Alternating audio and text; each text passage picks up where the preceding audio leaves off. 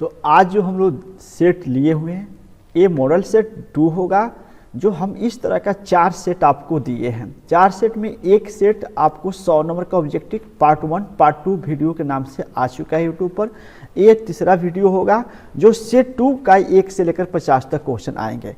चलिए, इस सेट 2 में आपको ध्यान रखना है कि जो भी क्वेश्चन आपके स्क्रीन पर दिख रहा है इसको आपको ये समझ के चलना है कि आपके बोर्ड के जो परीक्षा होगा उसके पेपर में से इसी 400 में से सवाल 100% रहेगा। अपने दिमाग में लेकर चलना है। और आपको पहला जो पेपर जो भी हो ईपीएस बीएस अकाउंट जो भी बीतेगा उस दिन आपको पूरा कन्फर्मेशन हो जाएगा कि हाँ वाकई में पेपर से ही सवाल आ रहा है। तो इसलिए मन लगाकर इस वीडियो को देखिए, समझिए। और आपको लग रहा है कि हम याद कर चुके हैं, कोई दिक्कत नहीं है, तो मेरे समझ से लग रहा है कि इस वीडियो को देखने में कोई दिक्कत नहीं, कोई आपका कोचिंग आना नहीं है, कोई मेहनत करने की जरूरत नहीं, बेड पर बैठे आराम से देख सकते हैं। बस थोड़ा सा आपका डाटा जो होगा वो खाएगा। तो डाटा भरवा रहे हैं इस डेट में, तो इसका उपयोग आप अच्छे कामों में कीजिएगा तो ज़्यादा बेहतरीन फायदा होगा। बाकी काम तो फिर बाद में होता ही रहेगा। चलिए, क्वेश्चन नंबर जो है 1 नंबर क्वेश्चन पर आते हैं।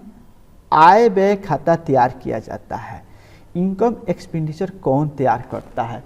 तो जो इनकम एक्सपेंडिचर खाता है ना वो, तो आय व्यय खाता जो है तैयार किया जाता है। इस सवाल जो income and expenditure account as prepare, तो देखिए ये जो होता है ना इसमें आपको सबसे पहले ऑप्शन में दिया है कि व्यापारिक संस्था। देखिए व्यापारिक संस्था जो तैयार करता है ना वो पीएल अकाउंट करता है, औद्योगिक संस्था ये नहीं करता है। लाभ न कमाने वाले यानी सी नंबर ऑप्शन इसका सही है। सी नंबर ऑप्शन सही है।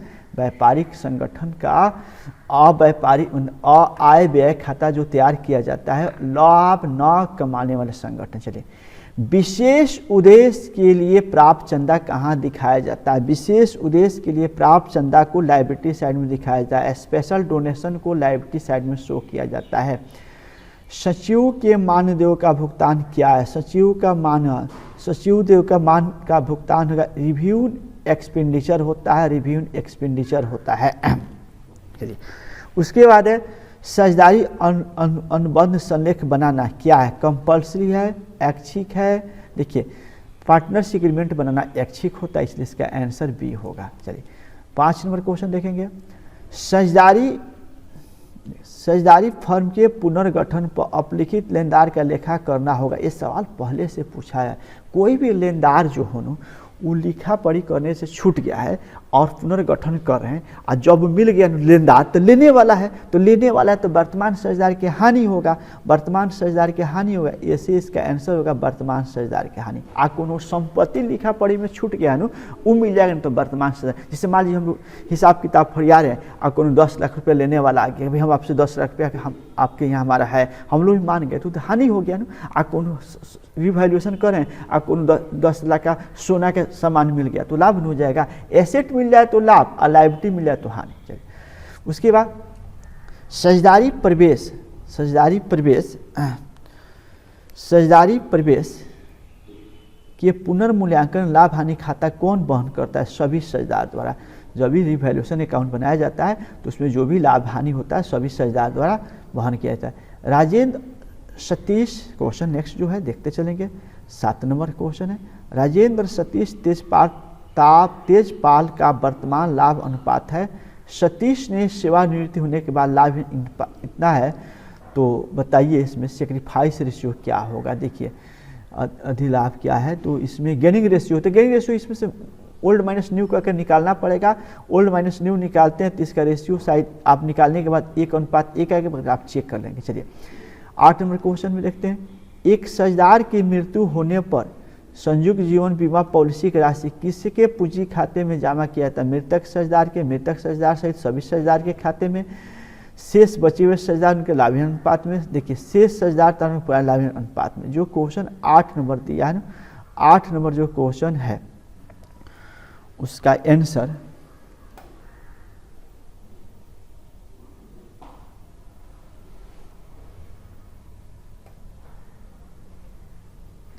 मृतक सहित सभी साझेदारों के, मैंने जो कभी कोई पार्टनर मर जाए, गुडविल जब भी इंश्योरेंस हो टूटे न तो मृतक सहित सभी को बीच में बांटा जाता है। 9 नंबर साझेदार के प्रवेश पर पुराने साझेदार स्थिति विवरण खाता दर्शाए संचालन क्या करते हैं। देखिए, और कोनो जनरल रिजर्व बैलेंस शीट में है आ कोनो नया पार्टनर आए तो जनरल रिजर्व को क्या करते हैं, तो पुराने साझेदार के खाते में ट्रांसफ़र कर देते हैं, पुराने साझेदार के खाते में ट्रांसफ़र कर देते हैं ओल्ड मनी से। 10 नंबर जो सवाल है आप देख सकते हैं। 10 नंबर जो सवाल दिया है, लेनदार और देय विपत्र जैसे दायित्व वसूली खाते में हस्तांतरित करने के पश्चात भुगतान खाते सूचना के अभाव में ऐसे दायित्व का क्या करते हैं, नेवर पेड, पूर्ण भुगतान फुली पेड कर देते हैं। देखिए, ये जो क्वेश्चन है कभी लेनदार आप मतलब डिसोल्यूशन ऑफ में बनाते थे, लायबिलिटी साइड में क्रेडिटर बिल पेपर वगैरह लिखते थे और उसका चर्चा नीचा नहीं लिखता है पेमेंट करने में, तो ऐसे लेनदार को क्या करते हैं, पूरा भुगतान करते हैं। इसलिए इसका आंसर जो होगा ना बी नंबर आंसर होगा। ठीक है, अब अगला क्वेश्चन पर चलते हैं। 11 नंबर जो सवाल दिया है, समान उद्देश्य के लिए प्राप्त दान दिखाया जाएगा। समान कोई स्पेशल उद्देश्य नहीं है, समान उद्देश्य है, साफ सिंपल है, कोई मतलब उसमें नहीं है। तो वो आपको ध्यान रखना कि वैसे चंदा को हम लोग लायबिलिटी नहीं मानते हैं, वैसे चंदा को आय व्यय खाता इनकम एंड एक्सपेंडिचर खाता में शो करते हैं, इनकम और एक्सपेंडिचर खाता में शो करते हैं। इसलिए इसको पहला नंबर ए नंबर ऑप्शन सही होगा। प्राप्ति और भुगतान खाता समांतर दर्शाता है। रिसिप्ट और पेमेंट क्या दर्शाता है, सरप्लस, डेबिट बैलेंस। देखिए, डेबिट बैलेंस दर्शाता है, डेबिट बैलेंस दर्शाता है। साझेदारी संरेख के अनुपस्थिति को वेतन दिया जाएगा, वेतन नहीं दिया जाएगा, उन्हें वेतन दिया जाएगा, फर्म के कार्य करते हैं, इनमें से कोई नहीं। जो 13 नंबर सवाल का ऑप्शन है वेतन नहीं दिया जाएगा, वेतन नहीं दिया जाएगा, बी नंबर ऑप्शन सही होगा। उसके बाद 14 नंबर जो सवाल है, साझेदारी फर्म के साझेदार के संबंध होता है क्या, एक मैनेजर, एक अभिकर्ता, सेवक, इनमें से कोई नहीं। 14 नंबर अभिकर्ता एजेंट का संबंध होता है, ध्यान रखना है। नए साझेदार द्वारा ख्याति की राशि नगद लाने को कहते हैं क्या कहते हैं, गुडविल कहते हैं। भाई जब नया पार्टनर फर्म में आए और राशि आए तो उसको क्या कहते हैं, गुडविल कहते हैं या प्रीमियम भी कहते हैं। तो दोनों ऑप्शन दिया, बड़ी कन्फ्यूजन सवाल देता है। जब भी कोई नगद राशि आए तो गुडविल और प्रीमियम दोनों कहा जा सकता है, इसलिए ऐसे सवालों को आप प्रीमियम भी ठीक लगा सकते हैं, गुडविल भी ठीक लगा सकते हैं। इसमें ज़्यादा कर ये होना चाहिए ना, एक ऑप्शन होना चाहिए। चलिए 14 नंबर सवाल। 16 नंबर सवाल में दिया है, पुनर्मूल्यांकन खाता का नाम पक्ष पर जमा पक्ष अधिकार क्या कहा जाता है। जो रिवैल्यूएशन अकाउंट बनाते हैं और उसमें डेबिट बैलेंस मतलब जो ज़्यादा हो उसे लाभ कहा जाता है। साझेदारी दिवालिया, 17 नंबर, साझेदार का दिवालिया होना किस प्रकार का समापन है। साझेदार का दिवालिया होना किस प्रकार का समापन है, तो अनिवार्य समापन है, अनिवार्य। आय व्यय खाता क्या, ये सवाल मिल चुका है। आय व्यय खाता क्या, आय व्यय खाता नाम मात्र खाता, सी नंबर ऑप्शन सही होगा। चलिए 19 नंबर की तरफ चलते हैं। 19 में लग रहा है कि मैथ दिया हुआ है, ए बी अनुपात है, लाभान्वित भविष्य में समान अनुपात बांटने का, तय तक अनुपात, त्याग अनुपात। तो देखिए इस सब का नया अनुपात 1:1 हो जाए, ओल्ड माइनस न्यू करके घटा के चेक कर लीजिएगा, एगोड़ा के बढ़ेगा, एगोड़ा के घटेगा।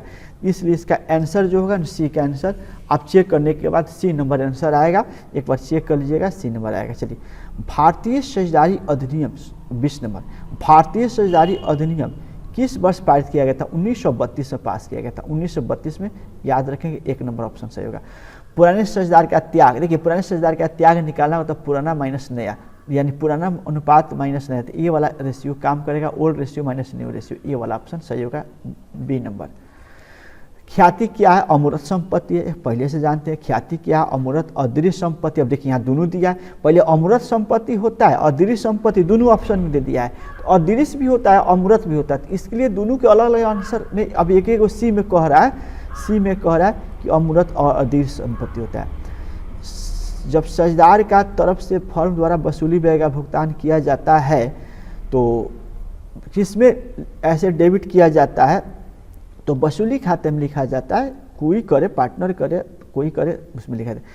इनमें से कौन सी क्रिया वित्तीय क्रिया के अंतर्गत आती है, समतांश, नगद विक्रय, वैधानिक ऋण पत्र। देखिए जो ये सवाल दिया है, समता अंश निर्गमन की प्राप्ति, समता अंश निर्गमन प्राप्ति विधि क्रिया में आती है। 25 नंबर सवाल में चलते हैं। एक क्लब द्वारा प्राप्त आजीवन सदस्यता कहाँ दिखाया जाता है? बैलेंस शीट में। लाइफ मेंबरशिप फी को बनाते थे आप लोग, मैथ से कहाँ लिखते थे? बैलेंस शीट में लिखते थे। इस प्रकार इस 25 तक सवाल हुआ। देखिए कुछ सेट है कि बड़ी मजगर सेट है, इसलिए ध्यान रखेंगे। सारी इंटरेस्ट लगाइए, परीक्षा भर पढ़िए, बाकी चीज़ देखा जाएगा। प्राप्ति और भुगतान खाता क्या? पिछला भी सवाल में था। प्राप्ति और भुगतान वास्तविक खाता है, वास्तविक खाता है। आय व्यय खाता बनाया जाता है व्यवसायिक संस्था द्वारा, औद्योगिक संस्था, लाभ न कमाने वाला। सी रिपीट किया सवाल, रिपीट किया। सचिव के मानदेय का भुगतान, सचिव के मानदेय का भुगतान क्या होता है? आयगत व्यय होता है, आयगत व्यय होता है। बकाया चंदा क्या है? बकाया चंदा क्या है? 29 नंबर पूछता है। इनकम है, बकाया चंदा हो चाहे मिल गया, इनकम होता है, आमदनी होता है। गैर व्यापारिक संस्था के डेथ पर परिसंपत्ति को अधिक को क्या कहते हैं? परिसंपत्ति सवाल पूछा था। Capital fund, capital fund 30 number में कैपिटल फंड सवाल रिपीट कर दिया। कैपिटल फंड, कैपिटल फंड, ठीक है। एक गैर व्यापारिक संस्था के लिए मानदेय होता है, गैर व्यापारिक संस्था मानदेय क्या होता है? एक्सपेंस होता है। 31 नंबर जो सवाल हो एक्सपेंस होगा, सी नंबर ऑप्शन होगा। 32 नंबर सवाल देखेंगे। यदि अस्पष्टता कुछ नहीं दिया हो तो प्रवेश शुल्क को क्या मानना चाहिए? जो इंट्रांस फी को क्या मानना चाहिए? तो आयगत आमदनी मानना चाहिए। आयगत आमदनी, आयगत आमदनी, बी नंबर ऑप्शन सही होगा। साझेदारी संलेख अंश में साझेदार द्वारा ब्याज कितना परसेंट दिया जाता है? 33 नंबर सवाल में साझेदारी संलेख में देखिए कोनो अभाव हो तो 6% तरह से ब्याज का प्रावधान किया जा सकता है, इसलिए बी नंबर ऑप्शन सही होगा। साझेदारी कौन साझेदारी की विशेषताएं नहीं है? एग्रीमेंट, सीमित दायित्व, लाभ विभाजन। दूसरे में देखिए ये जो 34 नंबर सवाल किया है ना, 34 नंबर में सीमित दायित्व ये गलत है, बाकी सब उसके अंतर्गत में आते हैं। 35 नंबर सवाल पर चलेंगे। 35 नंबर सवाल कह रहा है साझेदारी संलेख और साझेदारी के पूंजी पर ब्याज दिया जाएगा। पूंजी पर ब्याज दिया जाएगा 9% दिया जाएगा, 9%। चलिए 9%, ऋण पर 6% और पूंजी पर 9%, ठीक है। चल या परिवर्तनशील विधि साझेदार के पूंजी खाते को ब्याज में क्रेडिट किया जाता है। 36 नंबर जो ऑप्शन है उसको ध्यान से रखेंगे। इसका साझेदार के पूंजी खाते में, साझेदार के करंट जो होता है उसका पूंजी जो भी ब्याज हो साझेदार के पूंजी खाते में ट्रांसफर किया जाता है।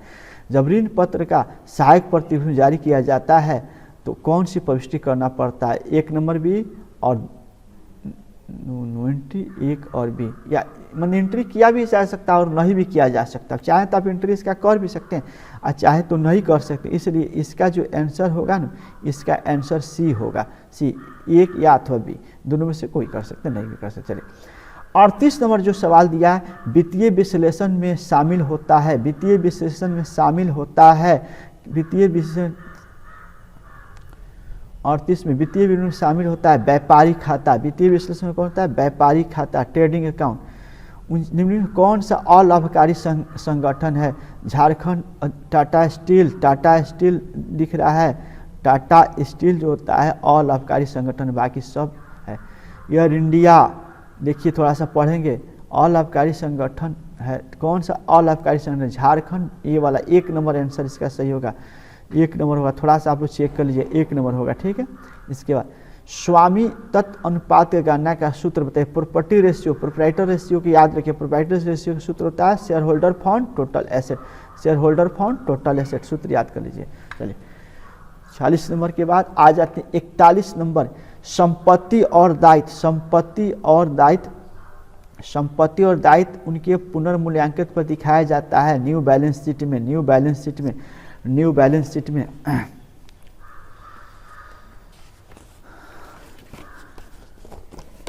न्यू बैलेंस शीट में दिखाया जाता है। चलिए उसके बाद 1 नंबर इसका ऑप्शन सही है। उसके बाद 42 नंबर एक कंपनी की विशेषताएं क्या होती है? कंपनी की विशेषताएं उपरोक्त सभी होता है, पृथक अस्तित्व, सीमित दायित्व, अस्थायी जीवन, सभी होता है, सभी होता है, उपरोक्त सभी उसका होता है। कंपनी नियम 2014 के अनुसार, जो 43 नंबर सवाल दिया है, कंपनी नियम 2014 के अनुसार कंपनी ऋण पत्र की राशि कम से कम कितने प्रतिशत के बराबर राशि ऋण पत्र में शोधन के पूर्व किया जाता है? 25%। याद रखेंगे। कंपनी के वार्षिक रिपोर्ट किया जाता है। कंपनी का जो वार्षिक रिपोर्ट होता है ना, वो जारी किया जाता है किसके लिए, शेयर होल्डर है, क्योंकि कंपनी में पैसा शेयर होल्डर लगाता है, तो उसको वार्षिक रिपोर्ट एनुअल रिपोर्ट नहीं दीजिएगा तो उसको पता नहीं चलेगा कंपनी लाभ है कि हानि है, कि चोरी कर रहा है, क्या कर रहा है। इसलिए वार्षिक रिपोर्ट जब भी जारी किया था शेयर होल्डर के लिए। पिछले 3 वर्षों के औसत लाभ दोगुने खाते में होगा, 3 वर्षों के लाभ इतना दिया है तो भागा 3 गुना 2 कर लीजिए, जो आएगा वो आंसर हो जाएगा 45 नंबर पे। तो कट के 10,000 आएगा, चेक कर लीजिएगा, तीनों जोड़ लीजिए, भागा 3 गुना 2 कर लीजिए। तरल संपत्ति में शामिल होता है, लिक्विड एसेट में इंक्लूड क्या होता है, लिक्विड एसेट में क्या होता है, ऑल ऑफ दिज सभी शामिल होते हैं, लिक्विड एसेट में सभी शामिल होते हैं, ऑल ऑफ दिज। 47 नंबर सवाल, 47 में दिया है कुल संपत्ति ऋण अनुपात डैश है। देखिए एसेट डेबिट रेशियो पूछा है, 47 में एसेट डेबिट रेशियो पूछा है तो इसका होता है शोधन क्षमता अनुपात, सोल्वेंसी रेशियो होता है। यदि बिक्री ना, देखिए सब मैथ जो है ना, मैथ आपको बनाना पड़ेगा, मैथ के लिए हमको व्हाइट बोर्ड पर जाना पड़ सकता है। तो वैसे ऑब्जेक्टिव को टाइम नहीं लगाइए, एग्जाम के टाइमों में बन तो जाएगा लेकिन टाइम ज़्यादा जाएगा, इसलिए आपको 50 बनाना। इस ऐसे सवालों को छोड़िए और जो जल्दीबाजी बन जाए उसको फुलफिल कीजिए, आपको फायदा होगा, ठीक है। अब ये भी चालू, ये भी एक सूत्र से दिया है 39 नंबर, इसमें भी आपको निकाल के 10,000 अमाउंट आएगा। चलिए इनमें से कौन सी क्रिया वित्तीय क्रिया के अंतर्गत आती है, वित्तीय क्रिया के आती है, मशीन के क्रय, नगद, अंश का निर्वहन, ऋण पत्र क्रय, यानी इसमें डी नंबर आंसर सही होगा। तो हम लोग भी आज 1 से 50 तक क्वेश्चन देखें, हम कोशिश कर रहे हैं कि ये सबसेट लगातार कंटिन्यू आपको 50-50 बना के देख लीजिए। उसके बाद अगर 3-4 रोज टाइम हम लोग के पास बचता है तो अब हम लोग क्या करेंगे ना कि आपका जो क्वेश्चन सेट में कुछ क्वेश्चन है न्यूमेरिकल क्वेश्चन जो लॉन्ग में दिया, अगर कहीं प्रॉब्लम है तो उसका पूरी वीडियो बना दिया जाएगा, लेकिन हड़बड़ाइए मत, उसका वीडियो बन भी जाता है तो कोई बहुत बड़ी आपको फायदा नहीं हो रहा है, इसलिए कि आपको सभी क्वेश्चन आ रहे हैं कि तू नहीं आ रहा तो बना देंगे, कोई दिक्कत नहीं। लेकिन आप लोग बाकी पीएस इंग्लिश हिंदी पर भी फोकस कीजिए, बाकी अकाउंटे पर सिर्फ अजराए मत रहिए। धन्यवाद।